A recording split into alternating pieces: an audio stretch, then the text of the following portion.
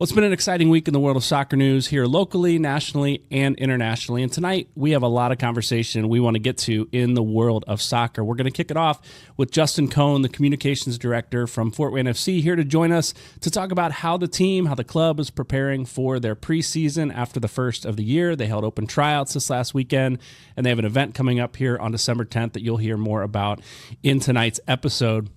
Then we'll get to some USL news, some Major League Soccer news, and we're going to round it out with some conversation around the World Cup draw that happened just this weekend as well. Stick around for the show. We'll get into it right after this.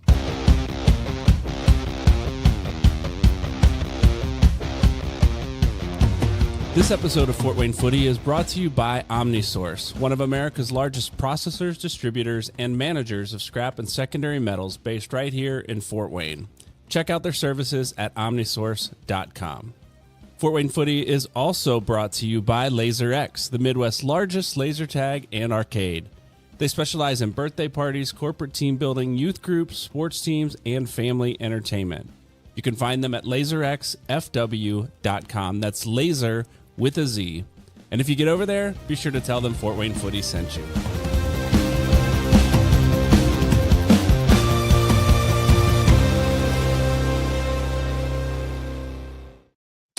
Well, hey, Fort Wayne, welcome to another episode of Fort Wayne Footy. My name's Brian, here with my co-hosts, Dustin Diller and Micah Middendorf. We've got a lot of soccer to talk about tonight. This is going to be an exciting show because, as you heard in the intro, and if you've been tuning in to soccer at any level here in the United States, there's been a lot of news breaking this week. And so we're excited to get back into the show. Let me welcome in our co-host that I mentioned by name already, Dustin Diller. It's been a while, man. Let's start with you. How are you? Good. I'm glad to be back. I spent some time out in sunny Arizona. Can't say I was extremely excited to come back to the 10 inches of snow that we got, but no, I'm excited to be back. We had a huge week in soccer. Ready to talk about it. Yeah, and recent, not graduate yet, but you got some work done on in your graduate studies, right? I did. I just finished my doctorate work on Friday, so I am officially done with my doctorate, and I will be graduating next Saturday. If I remembered which sound effect button was the applause, I would hit that, but I know I don't remember. That would have been hilarious. I'm going to hit the wrong one. Soccer moment of the week. Yeah, no, I knew that wasn't it. Well, welcome back, man. We missed you. And we got a comment here. We fired Autumn again. Man, we just can't get away from that. But no, Autumn's still around. She's just not on tonight. And Micah, man, you've been pretty regular here the last couple of weeks. How are you? Yeah, I'm good. Congrats, Dustin. That's huge. Thanks. Appreciate it. I wasn't aware of that. That's awesome. So, yeah, and I want to just take a quick moment, just shout out Ken Newber again from last week. Just talking to people around the area. A lot of really good information. I had some really good feedback from that episode. So thanks, Ken, for coming on last week. Yeah. Yeah, no, that was good. And my highlight reel has gotten a lot of traction too. Like I've shared it with several people. No, not really. I did make my son watch it. And he was like, how long is this, Dad? Short attention span. Yeah. It was a VHS tape, and it like it was cutting in and out. Like it was black screen, then the highlight, then it go black. Like I didn't make it that way. It's just a really bad tape. And it's really old. 1995, man, went all the way back. Jeez. Dude, the closest thing I have is a highlight tape from my senior year in college, my last year, 2004, when DVDs were just coming out. I was going to say, yeah. I used to make my kids watch that on a yearly basis once they started, just to prove that their old man could play a little bit. Nice. I did. I was like, do you think, like, how do I compare to your keepers now, Asher? Like, you think they could keep up with me, or was I better than them? Like, so we had some of those conversations. I won't tell you what he said. I was going to say, are you going to keep us? I won't embarrass anyone, but no, it was a lot of fun. But no, that was a great episode. That whole series, I think, was really good. We got a lot of great feedback on that series on player development, and we'll talk more about some of that after the first of the year. We'll have some announcements that we'll make after the first of the year of some fun things we've got going on in 2026. So stick around for that. There was some big news. We'll get to the World Cup draw was just this weekend. I I think it's still going on. Maybe is that true? Like it was a long show. They're probably still people somebody on the red carpet. Yeah, I was just giving out awards. Yeah, who knows? Who knows? So the World Cup draw, we'll round out our show at the end talking about that. There's been some news in USL League One with a team that just recently announced they are pulling out for 2026 and they're waiting till 2027. We'll talk a little bit about that tonight. And then some updates from Fort Wayne Football Club. So we'll get into that. We do want to mention there's been the NAIA, NCAA, all the college soccer tournaments have been happening. Some of our local teams, Indiana Tech men's team was down in Orange Beach and made it to the quarterfinals and got knocked out by West Virginia Tech. But they did knock out the Bethel men's side in a quality match. Man, it was a tough match, and they finished well. So congratulations to Indiana Tech. The Bethel women won the NAIA or NCCAA National Championship. There you go. With some local players, Megan Keeble and Layla Modahedi. Is that I'm not saying that quite right. Anyway, great players from Fort Wayne area. The United Soccer coaches announced they're all region players. We had a couple local girls make that squad. Grace Mann from Norwell, Bryn Patterson from Carroll. We had Audrey Johnson and Channing Zyrath from Homestead.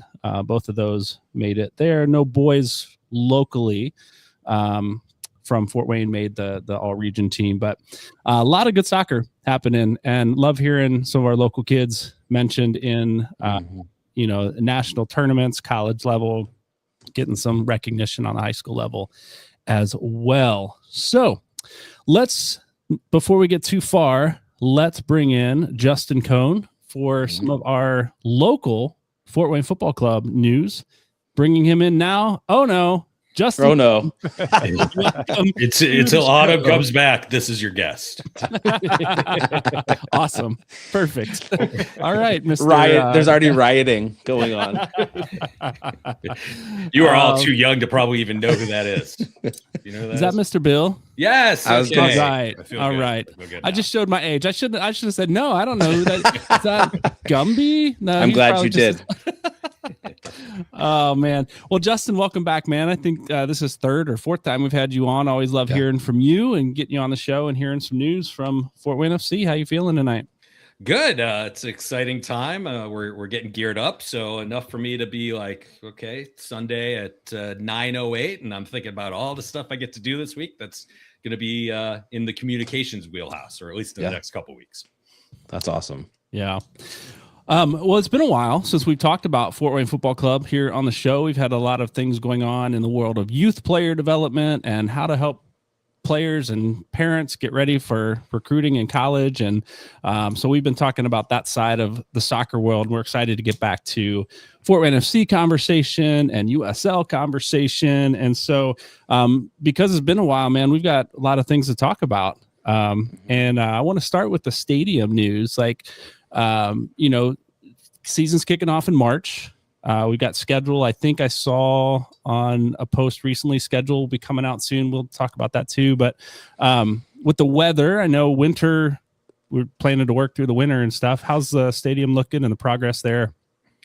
Well, I think anybody that drives down 69 going to or fro work certainly sees there's a lot of progress. I'm particularly excited because if you look, you can start beginning to see the framing of the press box, which will be my second home. So that's cool. And it's amazing how fast it comes together. And, people certainly get excited when we put a lot of posts about it on social media. But to your question, look, it's Fort Wayne, Indiana.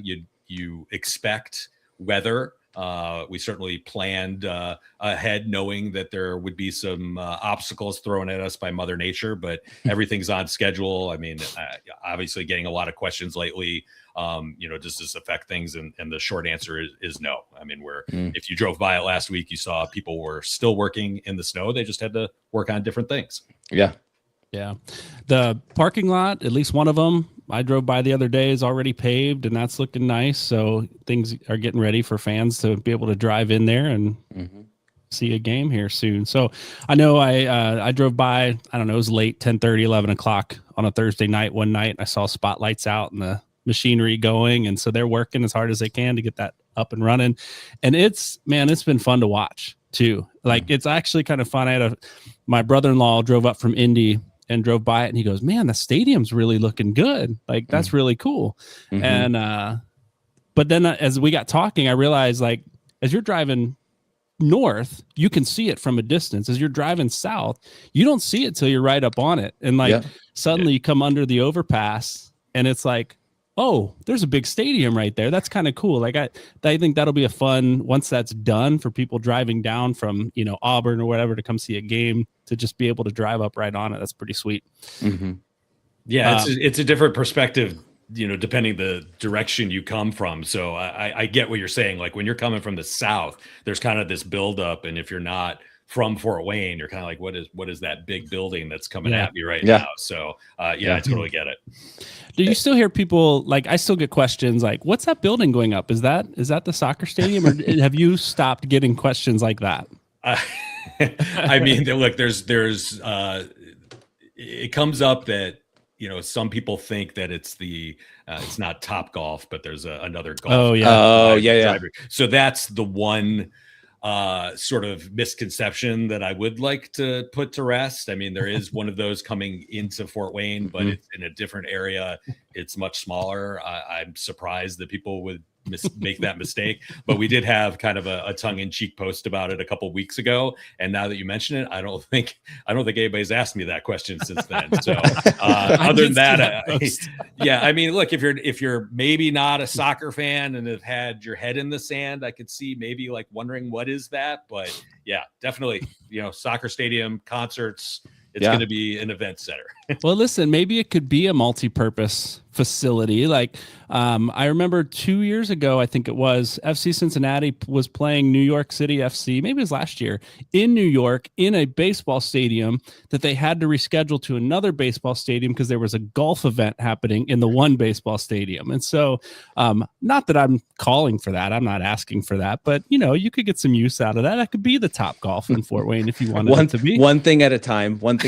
Let's start with soccer maybe, and then go from there. Well, but you're not wrong. I mean, look, we get a lot of questions sent in. Are you going to have this sport there? Are you going to have this type of event there? I mean, I certainly have my personal ideas of what could be done there, but you know, those decisions are way above me. But you're right, because you know, let's focus on the soccer. Let's make it the premier soccer venue, you know, not just in Indiana, but in the Midwest. And I mean, it's going to be state of the art. We've talked about a lot of the amenities and the scoreboard and whatnot. So let's perfect that.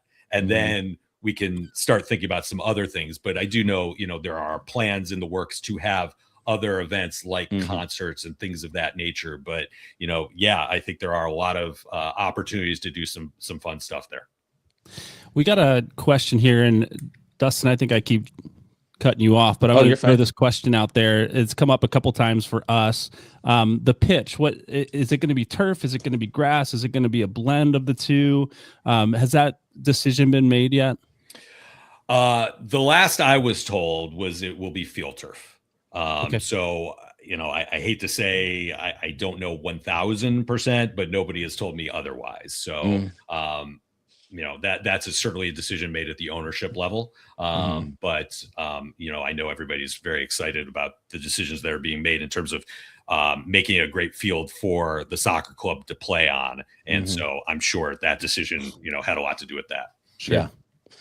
I was just going to ask, I know we're talking a lot about the stadium and all of that because it's the thing we see, but talk a little bit about what's been going on behind the scenes in the front office, those kinds of things. I know you just had a new hire this last week with Jennifer Ousley and the food and beverage manager. What's kind of the talk in the office about getting ready and getting planned up for the season to start? Yeah, I mean, to start there, I mean, we made two big hires probably since I last spoke with you guys. Bill Lane is the head of food and beverage, and then Jennifer Ousley is also, you know, under the same umbrella, director of food and beverage operations, I believe it is. They're both very experienced. Bill worked at Parkview Field for a long time, worked at the Coliseum. He's worked with Super Bowls. I mean, his resume is incredible. Jennifer as well, worked at Indiana Beach. She's got a long resume, working in concessions and things like that. And, I think it speaks to, really just the experience of the staff. I mean, it's going to sound like hyperbole, but if you really look at the staff that we have, not just with the soccer club, but people working with the stadium, like Bill and Jennifer, it is the most experienced staff, I would venture, in the history of Fort Wayne sports. I thought about that today. And I'm talking a lot of history, a lot of sports teams. But I mean, just to really quickly go through it, I mean, you got people that worked for the Comets, worked for the Fury.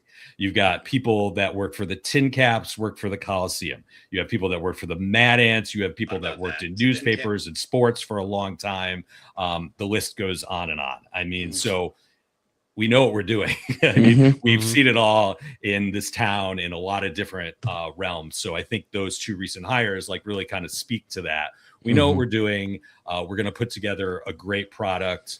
I think everything's moving in a terrific direction. If you just look at anything from just, the websites and the interest from local businesses in working with us. I mean, I don't mean to, puff our chests, but I mean, I think it's really impressive what we've been able to do. And I really think in the next few weeks, so much is going to start moving, because I know we're going to talk about the schedule and player signings and things like that, but that's going to get people really amped up and really increase the interest in so many things when we start being able to announce player signings and when we're going to have matches. So, it's been, it hasn't been quiet for us, but I would imagine for fans, there have been some quiet times since the USL 2 season started to now, but all of that's just about to change. And we're just going to have so much conversation about everything.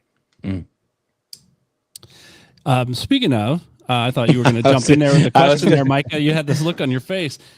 Speaking of news, player signings, schedule, things like that. I know you said we'll have some conversation here shortly. I know that other teams are announcing players and new signings, and they've had to go through their roster, decisions and stuff. So I imagine for a new team like Fort Wayne, there's no roster decisions to be made like of an existing roster necessarily, and we had to wait for some of those teams to announce those things and whatever. When are we expecting a player signing, like in weeks, another month, days? Like, can you give us any insight on that?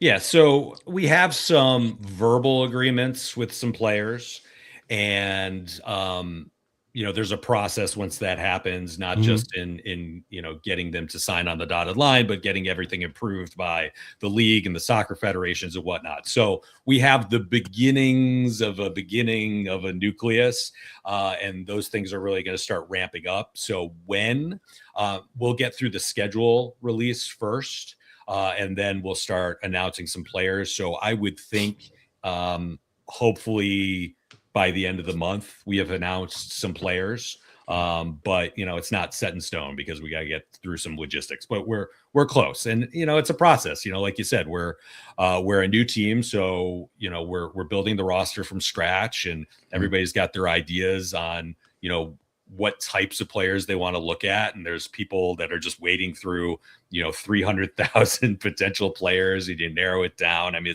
it's just such a big process, and then you got to get through the college seasons too, and there's some rules about college players and what you can do there. So we're just getting through the process, but we're close. We know everybody's anxious on the players, and we are too. Yeah. You had open tryouts yesterday. And I know there's an interview with Coach Avery that just kind of talked about, we're deep in the roster building process. We're looking at some new players out here. Tell us a little bit about the open tryouts. How'd they go? How many players came out? What'd you see? So there were 61 players from literally, around the world. I mean, a lot of different nationalities. Wow. Different ages. I mean, there was somebody up to the age of 46 out there, but most of them were not. Most of them were not. I was like, 40s. Wait, was it Brian? Was it Micah? Who was out there? So, I mean, I texted Coach just a little bit ago and kind of asked for an update, and he said there was a lot of talent out there. I mean, especially for an open tryout of that type. I mean, there was so much interest in that event. I can't even tell you, like managing the social media, a lot of the requests end up coming through me. Even though we don't take those types of requests on social media and have to push them elsewhere. So if that many are coming to me through social media and through the website, I can't even imagine how many are going directly to the soccer operations people through their emails, through agents and whatnot. So just so much interest, and you want to keep it to a size that's manageable while also giving people their chances. So 2 days out there, everybody got a good look. And I know they were impressed with, a lot of what they saw. And then, we've kept it really quiet, but, coach talked about it a little bit yesterday. There was a second event that was a closed invitation only event, which was really just to make it easy on everybody. If we were already having a tryout and had the field and the times, let's also invite some people that we've had our eyes on. And so, again, the talent out there, incredible. So they got a good look at people. If they sign any of them, they haven't told me that yet. I'm not that much in the know, but I do know that they really liked what they saw. And, I went out there, and when I was watching, like, there was a couple players I thought were really good. So, but they haven't asked me really. You're not part of the talent scouting department. I mean, like, I'll get in there eventually. I have to train them a little bit, but yeah, look, they hold things, close to the vest, and Justin, the communications director, respects it. Justin, the former journalist of 28 years old, still ask questions even if they don't want me asking it. So, I'll wear them down over time and get some intel for you guys. Yeah. Love it.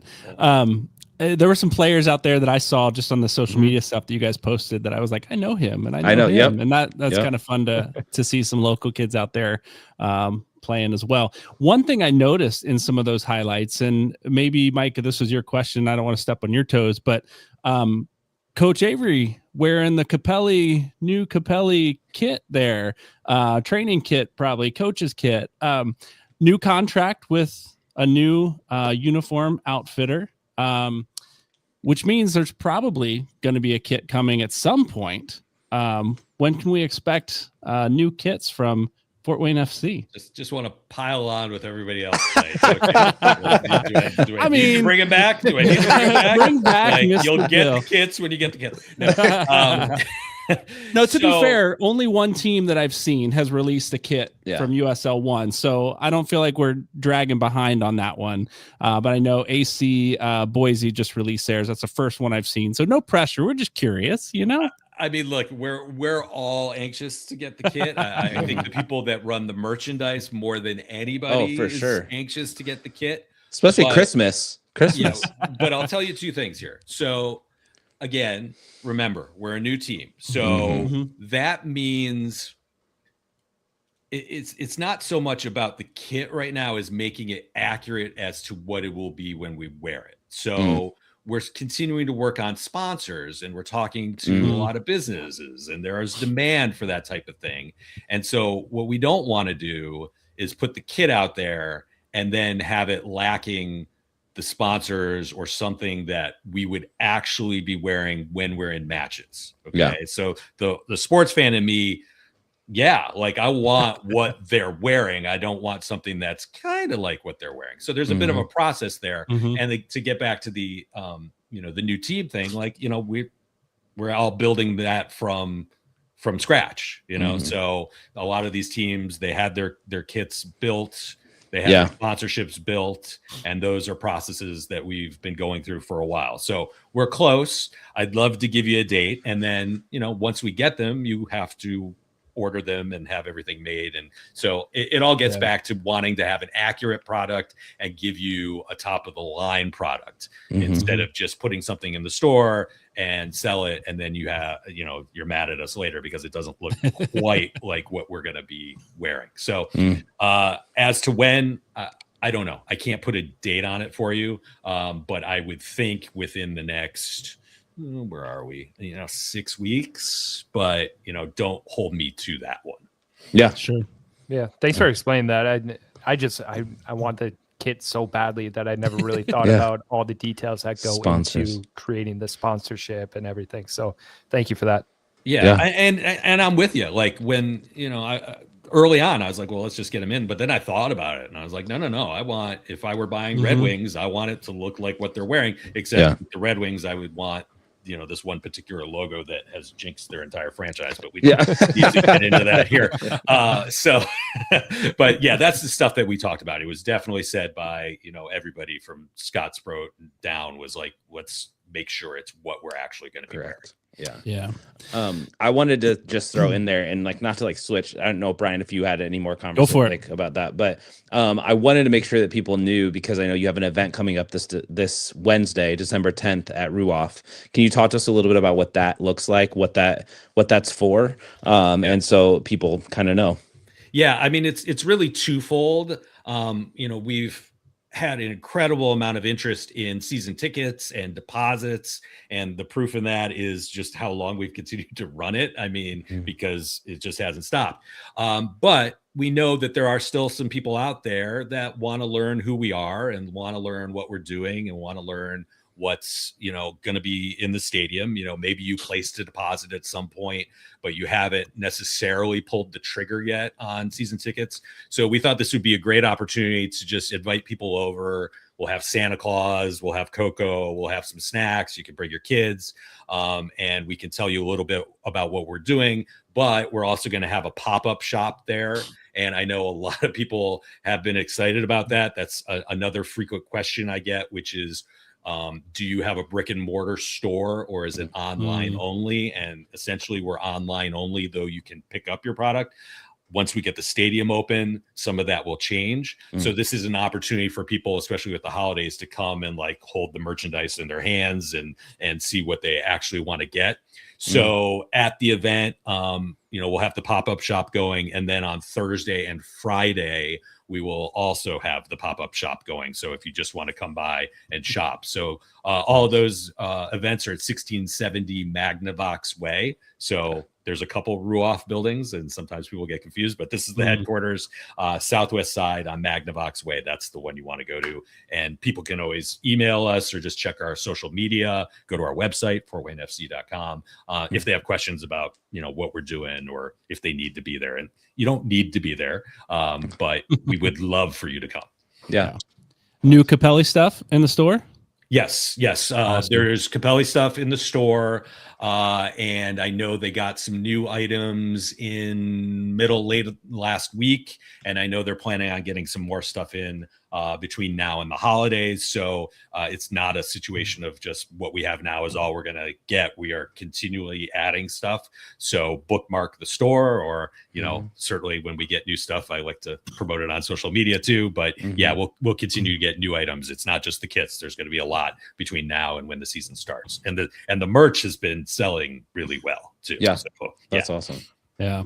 So buy your Christmas gifts now. And then in 2 weeks, when more comes out, buy more because it'll be even cooler than what you already got. So, I mean, my hat is pretty awesome. I'm excited about this hat. Yeah. Yeah. No, I'm looking forward to, if I can be out at that event, I'd love to come out and just see that. So Magnavox Way, the Ruoff building on Magnavox Way, Southwest Fort Wayne, pop-up shop, Santa Claus, come out, check out the team, learn a little bit more about Fort Wayne Football Club. Justin, it's been good to have you on again, man. Thanks for joining us and giving us a bit of an update. Who you guys picking in the World Cup? Who you guys picking in the World Cup? Who do we want? Yeah. Well, no.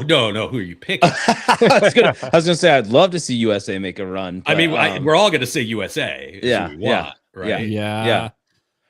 Man, did I spoil anything? I was waiting for you to ask me. Not that I have any answer. No. Who are you going with? I haven't even thought about it yet. England? I was going to say England, so I'm right there with you. England? As long as it doesn't go to PKs at any point, I think England has a really good I was shot. reading today. I was trying to figure out what the group of death is, and I'm not sure that it's clear. Especially when we were talking about we're waiting for the playoff, the fourth person in the group. But I don't know. Yeah, there's so many teams this year. I think the group of death may be watered down too much with the teams being spread out as much as that group with France, Senegal, Norway, and then the playoff team. I think that's going to be a really tough group with just okay, France well, and since you Norway. all dodged my question except for one of you, No. take out the United States and take out who you think is going to win. Who do you want to win that's not named the United States? Ooh. I'm going to go back to your first question, and I'm going to say I think Spain always is in the conversation for best team in the World Cup, and so I think Spain has a good chance. Who do I want that's not named the United States? And don't give me Canada. Like, I want somebody that can win. Like, so- has a chance, a reasonable chance. Okay, so my daughter's dating a young man from Brazil, and so I know he's going to be cheering for Brazil. Why So do I hear that sentence so often? I'll get on I Team really Brazil. do. I hear that sentence more often than I'm comfortable with. The Brazil. My daughter's dating somebody from Brazil. Oh yeah. And it's not just because I work with somebody who's from Brazil, but I Right, hear right. this. Okay. Yeah. Okay, I would so say- Spain, yeah. I would say. But that's I mean, not who you want to win, Brian. That's just who No, you I think. would say not name the United States. I'll get on board with Pedro and go for Brazil. Okay. I would say because I think they have. I mean, I've always been a fan. Growing up, I would say I'm kind of between Brazil and I like Argentina. I've always liked Argentina. They're a team to hate, but they're also a really good team, and so I could see them make a decent run. Do I want them to? No, not necessarily. I want to change, but I could see it happen. But can we let England win on America's soil? We can't let them win That's on kind America's of No, soil. why we I'm can't like do that. thinking it's probably going to happen because Yeah. it's 2025. Like, Yeah. well, excuse me, 2026. Yeah. 2026. It just feels like something that would happen to me. Yeah. By the way, do you like how I've just taken over your show? Yeah, No, I it was love great. it. It's great. Love it. All right, We'll so get yeah, to all we'll right. have more World Cup conversation later. But Micah that didn't chime in yet, Micah. But you said You said England. England. I say England. Who do I you also want? think, oh man, I think France is going to make a really deep run. I think France's second team could beat a lot of the first teams in the World Cup. Like they could run out a second team of 11 and be completely fine. So I think England will be up there. France will be up there. But I would love to name a team that you wouldn't expect. Like I'm we gonna always talk say, about like, are you guys France, Cowboys England. fans too? Yankees fans? Like, No. can I get a curveball here? Like, No. Ghana? Like, come on. Well, I will say Team that has I've a chance, right? Like that Yeah. was the stipulation here. A team that we think could win it. You think I Ghana will- could win?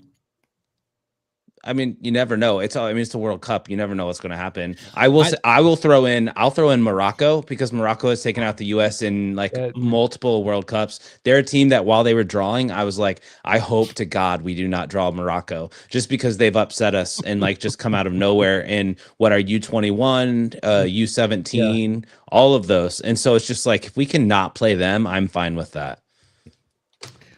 Okay. I don't know, man. I don't Nobody know. asked me, but I think the answer is the Netherlands. They got a chance. They're a good team. They're a good I team. can see Right that. here I first. can Yeah. see that. Yeah. Yeah. You're here first. Go Yeah. with it. We're going to hold you to it. This is the official mascot. Of the We've got some Ari Briscoe fans in the chat asking where's Briscoe? Is he going to be back with the team? We'll find out soon enough, I guess, if we will or won't. But people have been asking for him all season. I was going to say we had like 5 people commenting. Where's Briscoe? Is Briscoe Where's coming Briscoe? back? Where's he at? Yeah. Where's he at? So anyway, we'll talk more about that. No. I'm a good poker player, so I'm not going to give you anything, but I will say this. Like, there are 3 players in particular that we are asked about the most. Yeah. He is one of them. Yeah. I don't know what that means. I know Yeah. nothing. I'm just telling you he's asked about a lot. Yep. Yeah. I can imagine. So we get that question a lot too. Yeah. So anyway, well, Justin, we'll get you out of here. Thanks for joining us tonight. Yeah, thanks. for the updates and the World Cup conversation as Yeah. well. All right. Thanks for having me. We'll talk to you soon. All right. Well, that was fun. Some good updates on Fort Wayne FC that we haven't really talked about in quite some time with the series that we've been in. So that was good to get those updates. Always appreciate having Justin on and his insight with the team there. Let's talk a little bit about USL League One because there was some news there that just recently broke with Fort Lauderdale United FC. Is going to be a new team like Fort Wayne FC coming into the league in 2026. Just announced, I believe just this week, they had a press release that came out that they are postponing their launch into USL 1. They're not doing it in 2026. It's coming in 2027, and they have all sorts of reasons for that. And now remember, there was another team, Texoma FC, that just 2 months ago, I believe, backed out. They relegated themselves from USL League 1 to USL League 2. There's a new team, Rodeo SC, that is like joining forces somehow with Texoma SC. So they will be taking their place in 2027. They'll be partnering, be a partner club. Texoma is going to like focus more on like youth development and USL 2, where Rodeo SC is going to be the new USL League 1 team. So there's a lot of movement in USL League 1 right now. And we didn't talk to Justin a whole lot about scheduling and when we could expect a Fort Wayne FC schedule. But he did say within the next 3 weeks there'd be some signings and that the schedule would be before that. Yeah, that's true. That's true. Kind of hinted. He did, which is interesting to me that it seems like some of these teams that are like stepping away from USL League 1 or postponing their start, that's got to have an impact on the league schedule. Yeah. Mm-hmm.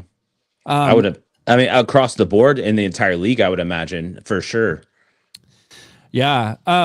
So Fort Lauderdale United for sure. I think we got some feedback there somehow. Anyway, Fort Lauderdale United FC, again, just decided they made the announcement. They didn't just decide. They made the announcement they would postpone until 2027. And they cited all sorts of reasons, right? Did you guys get a chance to look at that article? I did briefly. Yeah. I read yeah. Mhm. What the reasons they cited, they wanted to focus on their like youth development programs. They had some success on the women's side and some success with the younger men's like club, and they want to have that same level of success and build into that for their USL League 1. And so like I get that, I understand that. How do you guys feel about a team making a big announcement that they're stepping into this league and then backtracking and saying, whoa, we'll do it next year? I think it's a really bad look for the league, of itself. Just that I can't imagine. My first thought is, can Fort Wayne do that? Right. But I think Justin has been able to establish that Fort Wayne FC doesn't do anything halfway. Right. Like, I think we're really blessed to have the ownership and kind of the direction that the club has, that they just don't do it. They're not going to throw a bad product on the field. Everything's going to be first class. So, but yeah, I mean, it's a bad look for the league that they can just come in and say, oh yeah, we're doing this. Oh, just kidding. Yeah. Or, maybe next year. Yeah. Maybe next year. So, well, and why would you, my thing is, why would you make such a big announcement and say you're going to do this big thing and be in a professional league, and then just, all of a sudden all of these things come up that make it so that you can't? Like, I feel like it's just a lot of excuses. That's my personal opinion. It's a lot of excuses to say we kind of weren't prepared. We thought we could do this, and now we're realizing we can't, and so let's just postpone it a year and get our feet underneath us. I mean, developing a youth league, like, I don't see that as a like reason to just like say we can't do a team. That's crazy to me. And our girls team did well, so we're gonna take, like, all of that's just kind of like, I feel like out there to say as excuses as to why to do that. Now, I'm not there. I can't speak for sure, but it just seems like they didn't have their crap together. They weren't ready for what was expected, and now they're just kind of backtracking. Yeah, I've got mixed feelings on this. Right, like on one hand, I am of the mind that you don't announce something until you have all your ducks in a row. And you're going to pull the trigger, you're going to go. You mentioned it, Fort Wayne Football Club has done that. They've got everything lined up. They're careful on what they're announcing based on just our interview. If you've not heard anything else, our interview with Justin just now, careful on what they interview, make sure things are set and ready to go before an announcement is made. So I'm of that mindset, right? Like, don't announce it. Don't step into the league until you are certain you're ready to go. However, I've also been in a position in my workplace and other situations where we were ready to roll. We had our ducks in a row and something happened, or people didn't sign up, or and whatever, we had to make a decision to go, okay, this event's not happening or this thing's not happening. Canceling one event and pulling out of an entire league are two different things. Yeah. Like, I get that.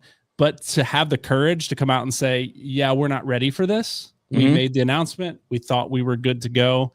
Something came up. Maybe there's stuff behind the scenes. An investor pulled out. I have no idea. I don't want to start any rumors there, but maybe there's other things that happened, right? That they had to come out and say, an ownership group get together that says, can we shoestring this thing together this first year? Or should we just wait and make it something the next year? So I respect that on one hand. Micah, to your point, like, how does this make the league look, right? There's something different about USL versus Major League Soccer, where Major League Soccer, the teams, I think the franchises are owned by there's owners of the teams, but the league owns like the rights to the teams. If I have that right. Yeah, it's all and I forget what it's called, but it's all like a collective pool where MLS owns a product, but the owners own the teams or something like that. But you're like, no, and it's all collective. So no team will ever fail, basically. Yeah. So the big teams will always prop up the smaller teams. Yep. And so USL is not like that. They're more of a franchise ownership. Like, we're going to do our thing in our city and we're going to do it our way, which on one hand, I really like that too. Like, it's got a local flair, it's got local ownership, it's got local stuff. But the downside is you have stuff like this that can happen when an ownership group says, we're jumping into the league. And then they say, no, we're not ready. We're jumping out of the league, at least for a year.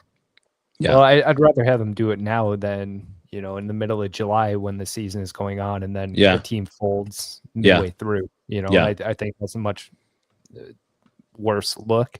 And I appreciate your viewpoint, Brian, where it's just a matter of, we don't know what happened, right? Obviously, that's a pretty big decision and there's probably some money involved in it. And somebody's probably going to lose a little bit of money as a result of it. So, And I'm sure, I'm sure the reasons that they put out are probably legitimate reasons. It's probably just there's something underlying that they're not talking about that probably caused it. And it's truthfully, it's unfortunate because I'm sure they had support and they had people behind them that were really excited about it. And, I hope they get it figured out. Maybe they need to talk to Justin and our guys about how to successfully go through it. Maybe that's what they need. Maybe we should reach out to them and tell them to get in contact with our people. Fort Lauderdale United. Meet Fort Wayne Football Club. Yeah. So again, not starting any rumors, reporting something else that I had heard though, that this may not be the last one. Yeah. But again, that's all total speculation. Schedule's coming out soon, so don't think too much about that. However, we've got some news in the chat from Ryan. The Sporting Cascades has been crickets on their socials for almost a month. So maybe there's something to that. Maybe there's not. I don't know. I don't want that rumor to start on Fort Wayne Footy, but maybe it just did. I don't know. Maybe we just broke the news. Maybe that's what it was. Maybe it's not a rumor. I think there's a lot of growth going on in USL as well. Like, I'm not too familiar with a lot of the teams, but there's a lot of new teams. And with there's going to be periods where there's growth and then there's going to be a little bit of contraction as well. So, again, I'm glad that they did it now and not in June or July, halfway through the season. Yeah.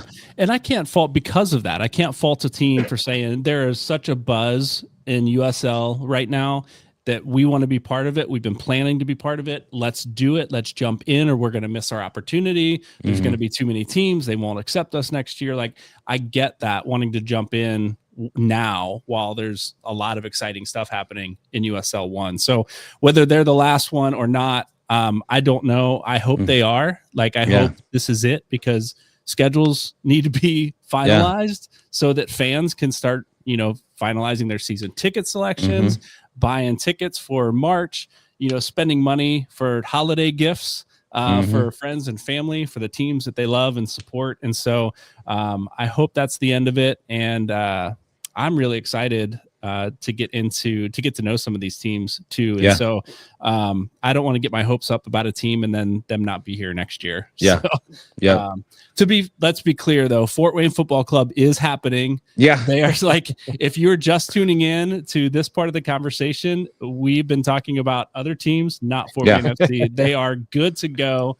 And go back and listen to the beginning of the episode with Justin Cohn. You'll get a little bit of that. A little bit more USL news before we move on. There's been some player signings in some of these teams. So Richmond Kickers, Forward Madison, Portland Hearts of Pine have all announced players. Sarasota Paradise, they're a new team coming into USL League One this year. They've already announced a couple players, one that's returning from their USL 2 side as they move up to USL 1. So they've got some returning players. I would expect Fort Wayne FC to have some returning players as well, but no news on that quite yet. There was news of New York Cosmos announcing a player, Sebastian Guenzati, ahead of his former club announcing their roster release. And so that caused a little bit of buzz in the USL world. But anyway, hope to see some names on that list from Fort Wayne FC here really soon. New kits. We talked with Justin a little bit about that. Not coming out quite yet, but there are teams that are starting. AC Boise just released their new kits. Their new team coming in. Did you guys get to see their kits? I haven't seen it yet. Okay. It's a pretty cool announcement of how they did it. So you should check out AC Boise's video, their kit release video. It's pretty cool.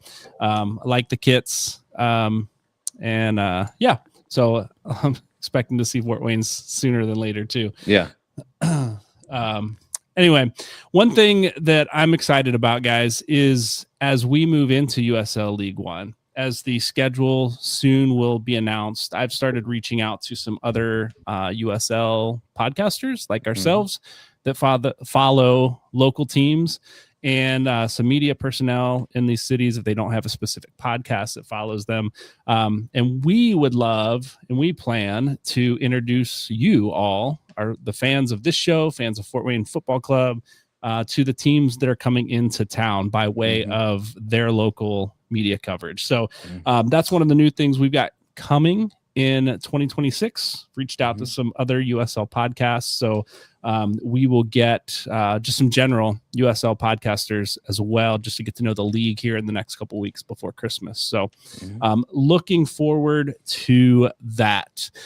Guys, before we get too far in the show, we're actually pretty far in the show. We got to thank our second half show sponsors. So we'll be back right after this. This portion of the show is brought to you by Dead One Pest Control. If you've been looking for a local pest control service in Fort Wayne and surrounding communities, look no further than Dead One Pest Control. They work with both residential and commercial clients to get rid of all types of pests, including those dreaded bed bugs. No job is too big or small for them to handle, so you can count on their capable crew for whatever local pest control service you need. Reach out today to schedule an appointment at deadonepestcontrol.com. And remember, the only good pest is a dead one. And if you're looking for tree service of any kind, including removal, trimming, stump grinding, or landscaping, check out R&T Tree Experts. They work year-round, even through these cold winter months, so you don't have to wait for spring. Just visit their website, fill out their estimate request form, and be sure to tell them Fort Wayne Footy sent you to receive 10% off your service. All right. Thanks to our sponsors for allowing us to do what we do and helping us pay the bills for our podcast here. So thank you to Dead One Pest and R&T Tree Experts for your sponsorship. We also want to thank our Patreon members, Christina Copeland that we talked to last week. Don't forget about their event, Three Rivers Regiment event tomorrow night. We interviewed her last week.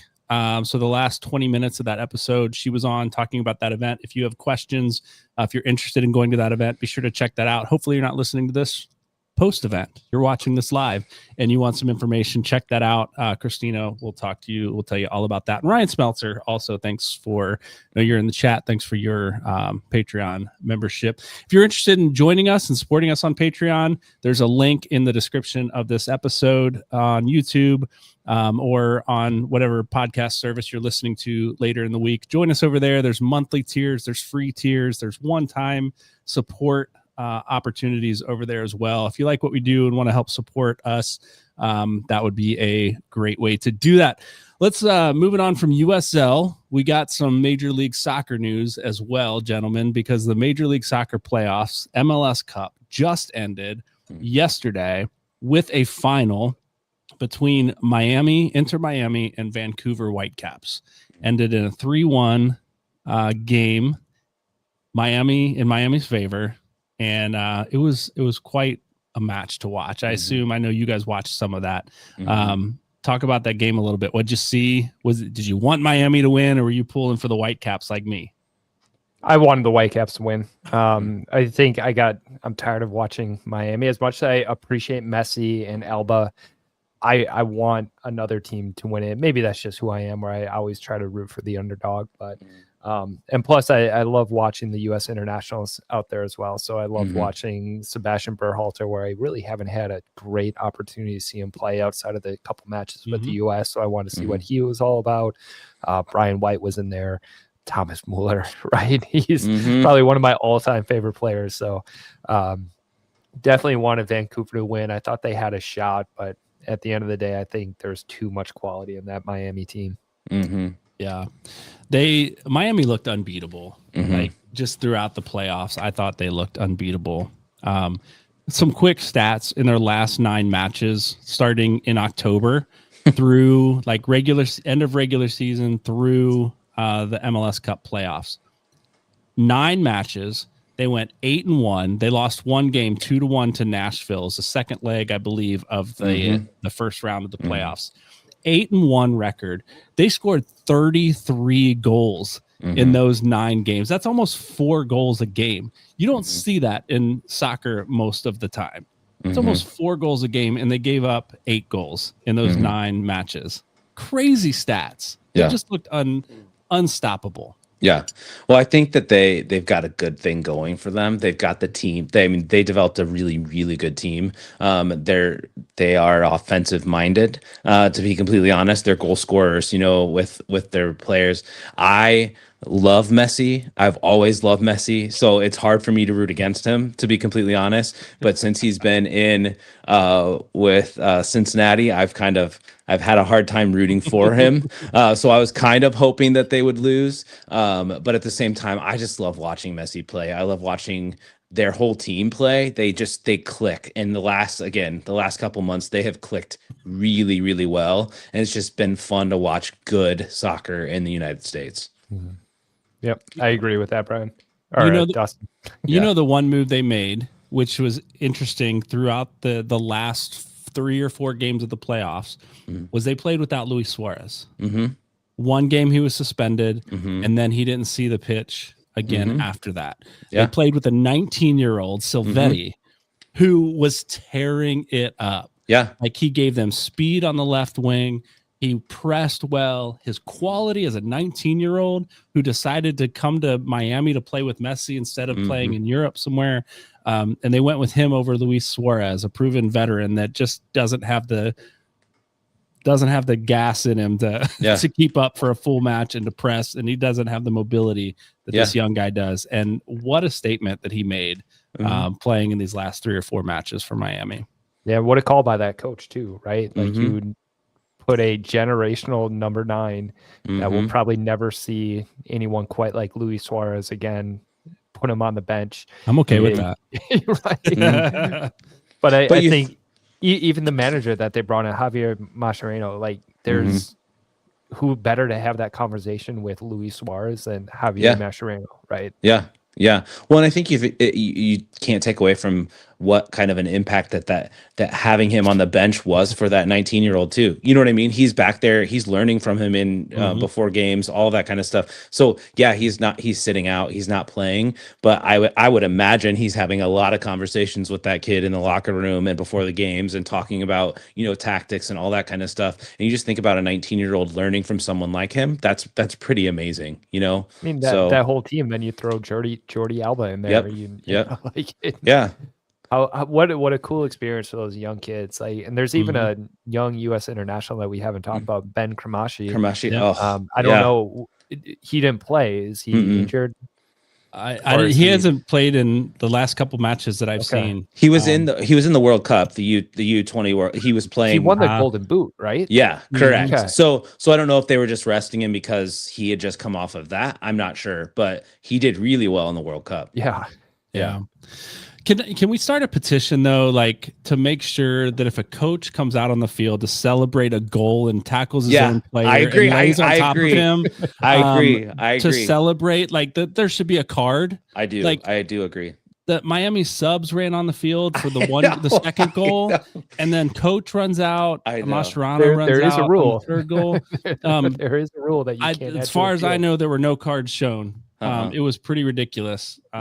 But kudos, good for Miami for winning. They spent a lot of money to do it. Yeah, they did. Glad they got it. Let's move on and let somebody else win it next year. We do want to move on because we want to wrap up the show with the World Cup draw. We talked a little bit with Justin earlier in the show about it.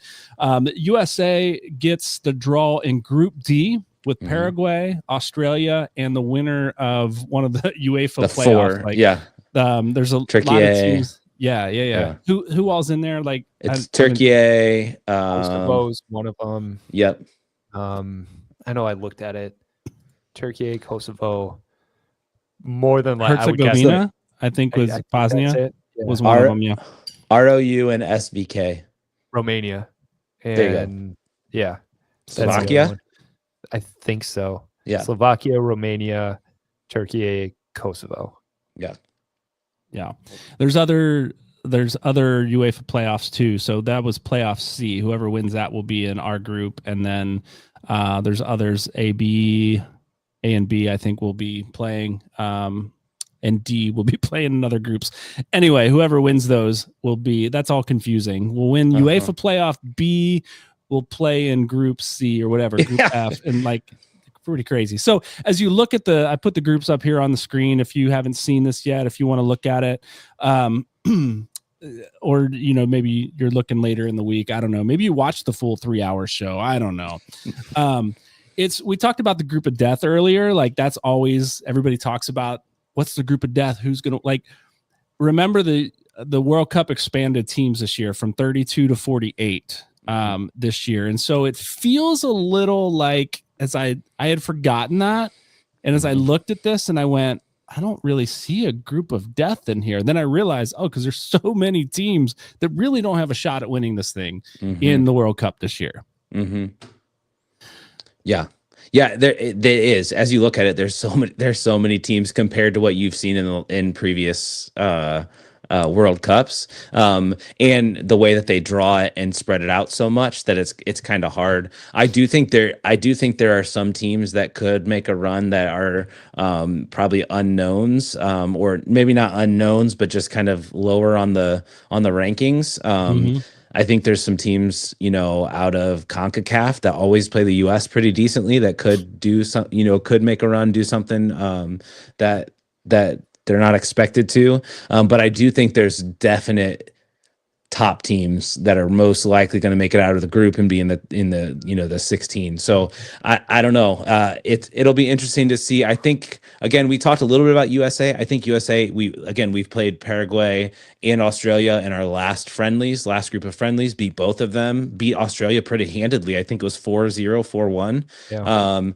And if Turkey makes it in, we also played them, they beat us. And so you never know what's going to show up. I'm hoping that Poch has done his homework and puts together a real strong team from all of the players that have played.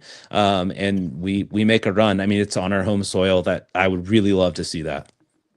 Well, if you remember the last match the United States played against Uruguay, right? Yeah. It was 4-1. It was 4-0 at halftime. Yeah. US was it 4-1? I don't know. At halftime, US had scored 4 goals. Yes. And it was crazy, right? Like we were celebrating, and what happened, like the Uruguay's coach, by my understanding, said that US players that play in Major League Soccer are lazy. Yep. And that they didn't have a chance. And they went out with a heavy MLS roster that game and pounded Uruguay. So as you look at that, one of the things that I heard this week was Landon Donovan and Tim Howard, the podcast that they do. Is it Soccer Unfiltered? I can't remember the name of it off the top of my head. But the podcast they do, Landon Donovan was talking about Pochettino.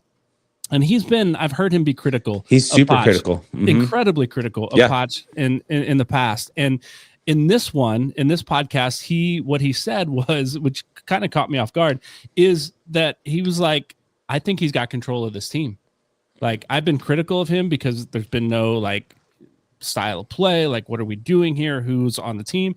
And he goes, but what I saw the United States do in this last match against Uruguay showed me that he has control of this team. And it was, it was a friendly, I think it was a Uruguay game where Christian Pulisic came in late as a sub. And he was talking about this, and maybe it wasn't the Uruguay game that he was talking about. But anyway, he said he came in late as a sub, and he was like, he was injured. He wasn't, I don't even think he was there for that one. But the fact that he was like, didn't have to be there, but was like, I'm going to go out there and do this when I don't have to, showed Landon Donovan like, okay, Poch has this. I don't know how they're going to be successful wise, but people are buying in. And I think you saw that from the beginning of his time with the United States, and it just looked sloppy, like things weren't happening. Like, Diego Luna's on the rise, but everybody else is kind of like, what are we doing here? We have no offensive firepower. There's no patterns of play.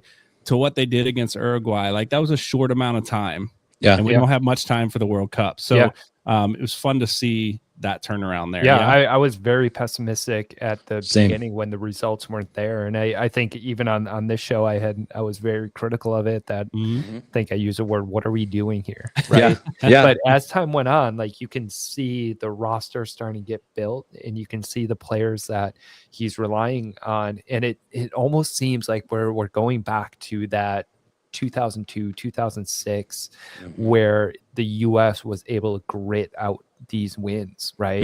And I know like talent can take you so far, but then do you have that little bit of dog in you to fight your way through? And it's like you said, Brian, it looks like they want to be there. And we look at the results before Poch was hired, like it looked like it was a vacation for a lot of players. So I'm slowly getting more and more excited, and I'm still concerned about our group, and I want to make sure that we take care of it. But I'm at the point where I'm like, okay, I think we're going to have a really good run this year. Yeah. So we started this show in April. I think it was April 27th was our first show for Fort Wayne Footy. And it is now December the 7th. And in that span of time, we've gone from we have no confidence in the United States to they could make a run in the World Cup. That's pretty crazy. That's pretty crazy. And the fact is that it's only been a couple of matches, right? That they've shown up for here recently. Did they really make a turn? Did they have great games? Did Uruguay just play loud? Like, what is it? Is it really happening? I'm hopeful, but it really hasn't been that much time, and we're already talking like, all right, we got a chance, man. Let's do this. Yeah. So, well, I think we were all super hopeful, like because it's on U.S. soil, like, but we didn't know. Poch came in and they just did not look good. They didn't look good, and they looked a lot better on the pitch in these last 2, 3, 4 games than they did when he first started. And so do I think that they're going to win? Like I'm gung-ho, they're going to win the World Cup? No, I don't. I'm not gung-ho. I would love to see it, But I think just that turnaround and actually having confidence in the U.S. playing in a World Cup game and in the World Cup and making it out of group stage and then making a run in, the rounds, I do have confidence in relationship to that. And I was the exact same as Micah. I was like, this is ridiculous. Like, all these guys just like are out here not giving a crap about the fact that they're playing for their country. And I think that it took them putting some of those MLS guys on there, took them showing them themselves and seeing what they can do and showing their heart in relationship to it, that it pushed these other guys that have been playing over in Europe to actually be like, you know what? Okay, it's time for us to also push ourselves now too. Yep. Yeah, and we haven't seen some of those names on a roster like Musa or Weah, right? McKennie. Even McKennie's been absent, right? Yeah. But do we need him? Right. Like, is he really the guy? I don't know. It's And going what to be does he interesting bring differently? Like, how do other players respond when he is out there? Right. Do they play well off of him like they do Diego Luna or something? Right. Or Berhalter or Roldan even. Right. And I can't believe I'm saying those names. I McKennie or Adams or any of those guys. Like, I would love to see them, but yeah. It's I would put Berhalter on the field. I almost said unfortunately, but I would love to see him. Yeah. Todd's backstage here reminding us that U.S. is unbeaten in their last 5 matches, wins against Japan, Australia, Uruguay, and Paraguay, and drew against Ecuador. But I remember a time when there was another Berhalter at the helm of the U.S. national team where they were unbeaten in CONCACAF play for like an entire year. And then when it mattered, they couldn't get it done. And so I don't put a lot of hope in like these 5 friendlies. They look better, but I want to see it when it counts. I think they're moving in the right direction, but I was hopeful when Berhalter was at the helm and leading that team. See, I was not. I never liked Berhalter. I never felt like those boys like played with heart with him. I never felt like I saw that even in the World Cup. I mean, all the drama with the World Cup, the last World Cup, I lost all respect for him at that point in time. Like, I felt like it was not what it needed to be. I don't see that with Poch. I think he is less drama. He's like, I'm going to put the players out there that are actually deserve to be out there and put their heart and soul in it. And that's a change from what I saw in Berhalter. So I do, and I've never been someone that blames a coach for anything, for sure. But I think culture. I think the shift in culture is the biggest deal. And so, yeah, yes, maybe now I would say I have more faith in him than I did in Berhalter for sure. I'm a big culture guy too. I think team culture, and some people write it off and say these are professionals. They come in, they have a job to do, they get it done, cultures, whatever, especially with the national team because they don't spend a whole lot of time with them, a couple weeks here and there throughout the year. They have camps that they come in and they play together. What is culture? I'm a big culture guy. Like, if the team is not gelling, I don't care what talent you put out there. If they're going to like all be for themselves or just showcase what they can do, put the team on their shoulders, and you got 3-4 guys trying to put the team on their shoulders, they're not going to play well together. You need a culture where people believe in each other, they trust each other, and they're willing to lay it all out on the line for each other. I do see that developing. So I'm cautiously optimistic with what's happening with the United States men's team. Will they win the World Cup? Absolutely. I don't think that, but I do think they're moving in a positive direction. I've seen that heart, and I'm hopeful at least that they get out of group stage and make a run beyond that. Yeah. So anyway, well, gentlemen, with that conversation, we're going to wrap up tonight's show of Fort Wayne Footy. We are 33 episodes into this, and we've got a long way to go. A lot of soccer that we talked about tonight that we have to look forward to in 2026, starting with Fort Wayne FC kicking off in March. We've got a lot more shows, a lot more things to talk about before the end. A few more shows, not a lot, a few more shows before the end of 2025. We've got some new things we want to talk about coming up in 2026. But remember, the biggest thing we want to do is introduce you to some of these other teams from USL. So be looking out for some other voices and other personalities on our show that want to tell us about their teams from all over the USL League One. Thanks for joining us tonight. We'll see you next week.